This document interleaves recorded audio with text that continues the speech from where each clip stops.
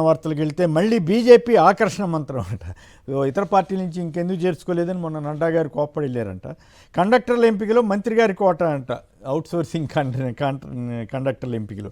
సాగునీటి కోసం పోరుబాటు పట్టాలని బీఆర్ఎస్ సిద్ధమవుతోంది.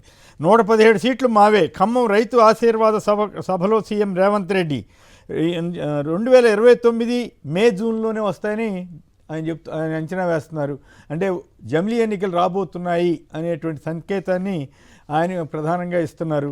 అంతేకాకుండా నిన్న కేటీఆర్ గారు మాకు అంటే బీఆర్ఎస్కి 80 సీట్లు పైగా వస్తాయని రేవంత్ రెడ్డి గారి సర్వేలో తేలిందని చెప్పిన దానికి జవాబుగా రేవంత్ రెడ్డి గారు ఈ వచ్చే ఎన్నికల్లో జమిలీ ఎన్నికలు జరిగితే అప్పుడు 50% సీట్స్ పెరిగితే కూడా మేమే గెలుస్తాం 117 సీట్లతోటి అని చెప్పి వారు చాలా స్పష్టంగా చెప్తున్నారు రేవంత్ రెడ్డి గారు. ఇక తర్వాత ఒట్టు పెట్టి మాట తెప్పడం మీకు అలవాటే. తాగునీటి సాగునీటి గోసకు ప్రభుత్వానిదే బాధ్యత అన్న హరీష్ రావు ముఖ్యమంత్రి గారిపై విమర్శలు. ఓటు లేదని పాస్పోర్ట్కు నో చెప్పారట. ఇది ఒక పెద్ద సంచలనంగా ఉంది. ఓటు గురించి ఉన్నటువంటి ఇంపార్టెన్స్ని ఇది తెలియజేస్తుంది.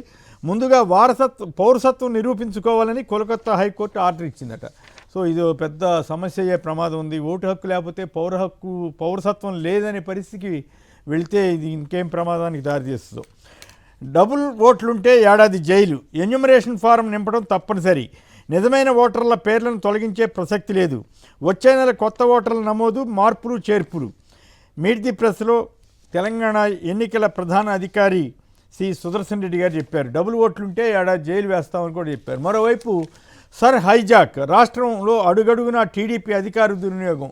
ఆంధ్రప్రదేశ్లో ఈ ప్రత్యేక ఓటర్ల జాబితా సవరణ అనేది ఒక పెద్ద ప్రక్రియగా ఒక ప్రహసనంగా మారుతున్నట్లుగా వార్తలు వస్తున్నాయి. ప్రత్యేకించి తెలుగుదేశం పార్టీ వారు దీంట్లో చొరబడి చేస్తున్న చేష్టల మీద వైసీపీ పదే ఫిర్యాదు చేస్తోంది. ప్రత్యేకించి లేళ్ల అప్పిరెడ్డి గారి ఆధ్వర్యంలో దీని మీద స్టడీ చేసి ఎప్పటికప్పుడు కంప్లైంట్ చేస్తున్నారు. మరి అయినప్పటికీ కూడా ఎంతవరకు ఇది ముందుకు వెళ్తుంది, నిష్పక్షపాతంగా జరుగుతుంది, ఓటర్లందరికీ సరైన రీతిలో సమాచారం వస్తుందా రాదా, వాళ్ళ ఓట్లు వాళ్ళకి ఉంటాయా లేదా అన్నది పెద్ద సమస్యగా ఉంది. ముందుగా తిలక్ గారు చెప్పండి, ఈ సర్ హైజాక్ అని వాళ్ళ వార్త వచ్చింది. డబుల్ ఓట్లుంటే ఏడాది జైలు అని తెలంగాణలో సీఈఓ గారు చెప్తున్నారు. సుప్రీంకోర్టులో పిటిషనర్ వీరంగం. న్యాయమూర్తులపై తీవ్ర పదజాలంతో దూషణలు. ఈయనెవరు ఇట్లాంటి వాళ్ళని మీద గట్టి చర్యలు తీసుకోవాల్సిన అవసరం అయితే ఉంటుంది కదా. జనసేన నాయకుడిపై ఎమ్మెల్యే భార్య సమక్షంలో దాడి. తన కుటుంబంపై తప్పుడు ప్రచారం చేస్తున్నారని ఆమె ఫిర్యాదు చేశారట. ఆయన సమక్షంలోనే ఆయన జనసేన నాయకుడిని కొట్టారట. మరి వాళ్ళలో వాళ్ళే గొడవలు పడుతున్నారు. పోలవరం నియోజకవర్గం అనుకుంటా. సిట్ మరిచిన సీసీ ఫుటేజ్. ఈ సాయికృష్ణ కేసులో ఎన్వీఆర్ అంతర్గత మెమరీలో కీలక వివరాలు నిక్షిప్తమన్నాయి. వాటిని వెలికి తీసే అవకాశం ఉన్నా ఎందుకు చేయట్లేదు సిట్ అని ఈ సాయికృష్ణ లాకప్ డెత్ వ్యవహారం మీద కథనాన్ని ఇచ్చారు. తర్వాత భోగాపురం టేకాఫ్కు సిద్ధమైందట. ఇక బ్రాహ్మణి స్టీల్స్ మీద ఇందాక మన తిలక్ గారు చెప్పినట్లుగా అదో పెద్ద ప్రచార కార్యక్రమంగా మొదలుపెట్టారు. జగన్ గారికి ఆపాదిస్తూ. జగన్ గారికి ఏం సంబంధం? పైగా స్టీల్ ప్లాంట్ రాకుండా అడ్డం పట్టడానికి ఆ రోజుల్లో తెలుగుదేశం పార్టీ వారు కానీ ఎన్ని ఆరోపణలు చేశారు. సో దాన్ని రాకుండా చేసి ఇప్పుడు మళ్ళీ ఎదురు ఆరోపణ చేయటం, అది వీళ్ళకి స్పెషాలిటీ అనుకోవాలేమో. రైట్. ఇక ఇంకో ఇంట్రెస్టింగ్ విషయం ఒకటి మీ దృష్టికి తీసుకొస్తాను తిలక్ గారు, విష్ణు గారు. దీంట్లో ఏంటంటే నేను లేటుగా చూశాను. సాధారణ నిర్మాణాలకు ఐకానిక్ భవనాలకు పోలిక అంటూ నారాయణ గారితో ఒక వార్త నారాయణ గారు చెప్పారని ఈనాడులో ఒక వార్త వచ్చింది 2 రోజుల క్రితం 3 రోజుల క్రితం. దాంట్లో ఈ రేట్లు ఎందుకు పెరుగుతున్నాయంటే ఏది కేంద్ర ప్రభుత్వ వ్యయానికి రాష్ట్ర ప్రభుత్వ వ్యయానికి నిర్మాణ చదరపడుక్కి వాళ్ళు 4-5 వేలు ఖర్చు పెడుతుంటే వీళ్ళు 20 వేలు ఎందుకు ఖర్చు పెడుతున్నారంటే దోమలు లేని నగరంగా ఇతర సదుపాయాలతో పాటు రాజధాని దోమలు లేని నగరంగా చేస్తున్నాం. వాటికి అయ్యే నిర్మాణ వ్యయాన్ని జాతీయ రహదారులతో ఖర్చుతో ఎలా పోలుస్తారంటూ దోమలు లేని రాజధాని నగరంగా చేస్తాం అనేది సాధ్యమయ్యే పనేనా అసలు? అది అప్పుడేమో ఏమన్నారు, ఉష్ణోగ్రత తగ్గించాలని గతంలో ఆదేశాలు ఇచ్చామన్నారు. ఇప్పుడు దోమలు లేని నగరంగా రాజధాని చేస్తారట. మీరు నమ్ముతారా తిలక్ గారు? సంక్షిప్తంగా చెప్పండి, సరదాగా ఉందని నేను ఈ ప్రస్తావన తీసుకొచ్చాను. బాబు సర్కార్ సోషల్ వేట.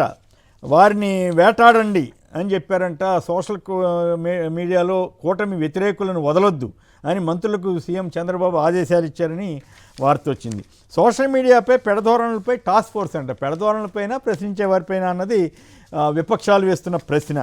ఈ రావణ వ్యవహారంలో వైసీపీకి చుట్టాలని ప్రయత్నం చేస్తున్నారు. తీరా చూస్తేనే ఏబి వెంకటేశ్వరరావు, సిపిఐ, సిపిఎం అందరూ కాస్త విజ్ఞత ఉన్నవాళ్ళు, మేధావులు అందరూ విమర్శిస్తుంటే ఎట్టగొట్ట వైసీపీకి చుట్టి తీరా కొడాలి నాని గారు చెప్పారు కదా అతను ఏ పార్టీకి సంబంధించి మద్దతు ఇచ్చారు ఇవన్నీ కూడా.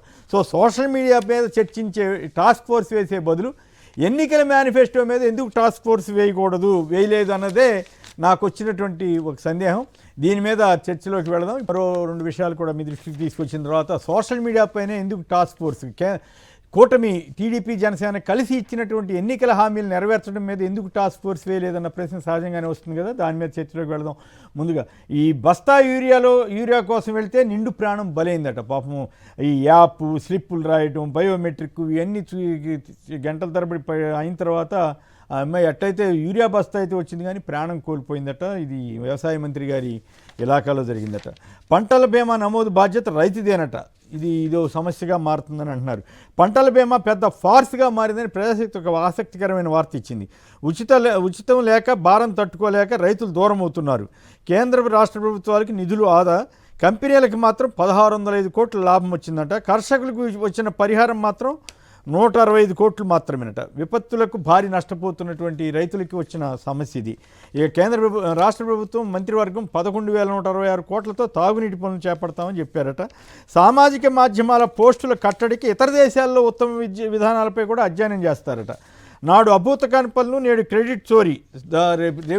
ఈ రీసర్వే మీద ధర్మాన కృష్ణదాస్ గారి విమర్శ. ప్రశ్నిస్తే దేశద్రోహమా? నిన్న సిపిఐ ఈశ్వరయ్య గారి ఆధ్వర్యంలో జరిగినటువంటి రౌండ్ టేబుల్లో అనేక మంది వివిధ రాజకీయ పక్షాలు కూడా ప్రశ్నించారు. ఇందాక చూశాం కదా, దేశద్రోహం వంటి చట్టాలు పెట్టడం అత్యంత దుర్మార్గం అని పొన్నవోలు గారు కూడా అన్నారు. ఇవి చాలన్నట్టు కొడాలి నాని గారు ఏదో వ్యాఖ్య చేశారంట, దాని మీద వెంటనే ఫిర్యాదు ఇచ్చేస్తున్నారండి. ఏంటి ట్రెండ్ ఇది? చాలా అన్యాయంగా ఉంది.